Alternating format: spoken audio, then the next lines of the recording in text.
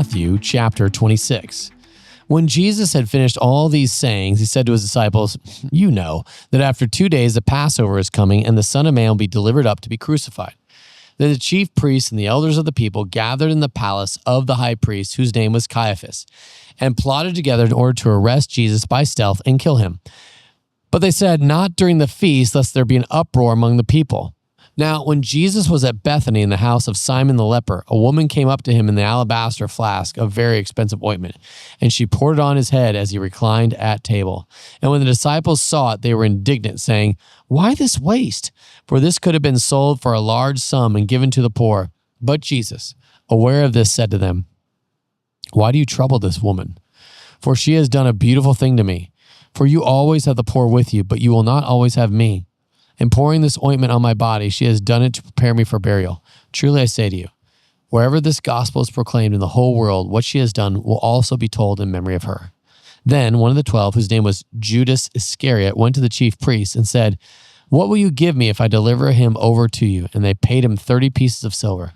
And from that moment he sought an opportunity to betray him. Now, on the first day of unleavened bread, the disciples came to Jesus saying, "Where will you have us prepare for you to eat the Passover?" He said, "Go into the city to a certain man and say to him, 'The teacher says, my time is at hand. I will keep the Passover at your house with my disciples.'" And the disciples did as Jesus had directed them, and they prepared the Passover. When it was evening, he reclined at table with the 12. And as they were eating, he said, "Truly I say to you, one of you will betray me." And they were very sorrowful and began to say to him one after another, "Is it I, Lord?" He answered, "He who has dipped his hand in the dish with me will betray me. The Son of Man goes as it is written of him, but woe to that man by whom the Son of Man is betrayed. It would have been better for that man if he had not been born." Judas, who would betray him, answered, "Is it I, Rabbi?" He said to him, "You have said so." Now, as they were eating, Jesus took bread, and after blessing it, broke it and gave it to the disciples and said, "Take, eat, this is my body." And he took a cup, and when he had given thanks, he gave it to them, saying, "Drink of it, all of you, for this is my blood of the covenant, which is poured out for many for the forgiveness of sins.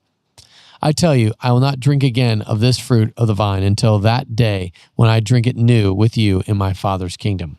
And when they had sung a hymn, they went out to the Mount of Olives. Then Jesus said to them, "You will all fall asleep, or you will all fall away because of me this night. For it is written, I will strike the shepherd, and the sheep of the flock will be scattered. But after I am raised up, I will go before you to Galilee." Peter answered him, "Though they all fall away because of you, I will never fall away." Jesus said to him, "Truly I tell you, this very night, before the rooster crows, you will deny me 3 times. Peter said to him, "Even if I must die with you, I will not deny you." And all the disciples said the same. Then Jesus went with them to a place called Gethsemane, and he said to his disciples, "Sit here while I go over there and pray." And taking with him Peter and the 2 sons of Zebedee, he began to be sorrowful and troubled. Then he said to them, "My soul is very sorrowful, even to death. Remain here and watch with me." And going a little farther, he fell on his face and prayed, saying, "My Father, if it be possible, let this cup pass from me. Nevertheless, not as I will, but as you will." And he came to the disciples and found them sleeping. He said to Peter, "So could you not watch with me 1 hour? Watch and pray that you may not enter into temptation. The spirit indeed is willing, but the flesh is weak." Again, for the second time, he went away and prayed, "My Father, if this cannot pass unless I drink it, your will be done." And again he came and found them sleeping, for their eyes were heavy. So leaving them again, he went away and prayed for the 3rd time, saying the same words again. Then he came to the disciples and said to them, Sleep and take your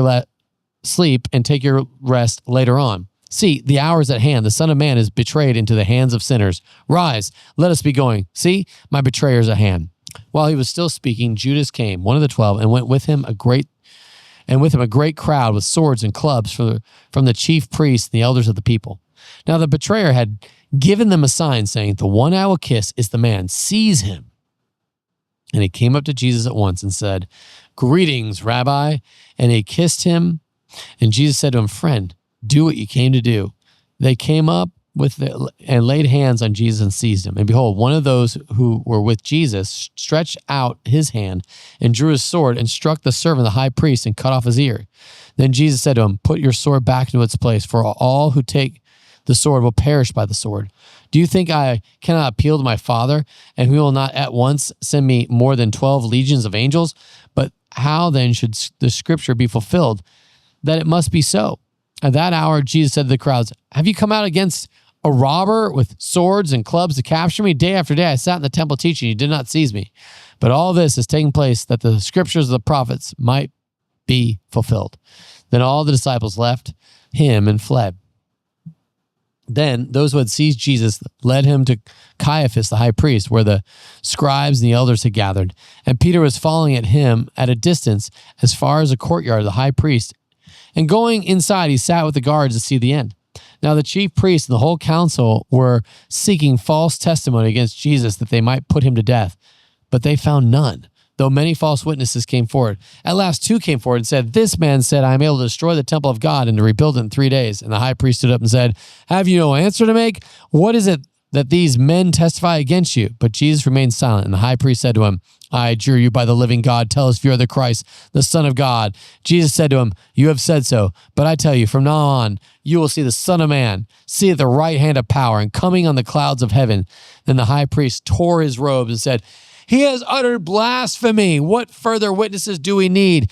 You have now heard his blasphemy. What is your judgment? They answered, he deserves death. Then they spit in his face and struck him. And some slapped him, saying, prophesy to us, you Christ. Who is it that struck you? Now, Peter was sitting outside in the courtyard, and a servant girl came up to him and said, you also were with Jesus the Galilean. But he denied it before them all, saying, I don't know what you mean. And when he went out to the entrance, another servant girl saw him, and she said to the bystander, this man was with Jesus of Nazareth. And again, he denied it with an oath. I do not know the man. And after a little while, the bystanders came up and said to Peter, certainly you too are one of them, for your accent betrays you. Then he began to invoke a curse on himself and to swear, I do not know the man. And immediately the rooster crowed. And Peter remembered the saying of Jesus, before the rooster crows, you will deny me 3 times. And he went out and wept bitterly. This is the word of the Lord.